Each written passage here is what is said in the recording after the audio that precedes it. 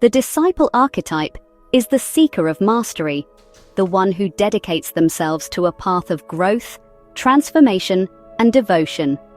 Rooted in the shared origin of the words disciple and discipline, this archetype embodies commitment, humility, and the courage to be taught.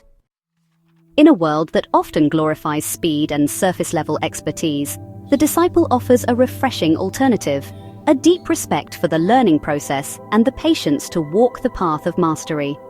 Whether pursuing spiritual depth, creative excellence, or professional skill, the disciple trusts in the guidance of mentors, the wisdom of tradition, and the power of persistent practice.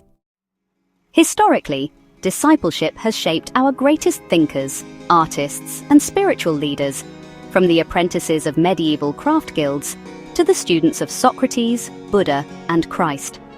Across cultures, the disciple represents the sacred bond between student and teacher and the transformation that comes through disciplined learning.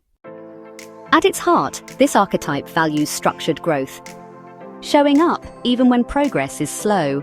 It reminds us that mastery isn't about instant results. It's about dedication, humility, and a willingness to be changed.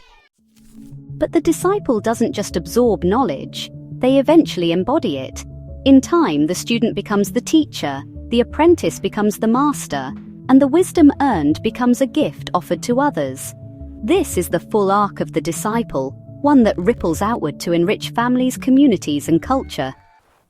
Yet, like all archetypes, the disciple has a shadow side. Blind obedience, overdependence on mentors, and fear of stepping into one's own authority can stall the journey. So how can we live the disciple's path today? Seek mentorship from those you admire. Dedicate yourself to practice, honor the process even when it's tough, and most of all, stay curious. As you walk this path, you don't just gain skills, you grow into a deeper, more connected version of yourself.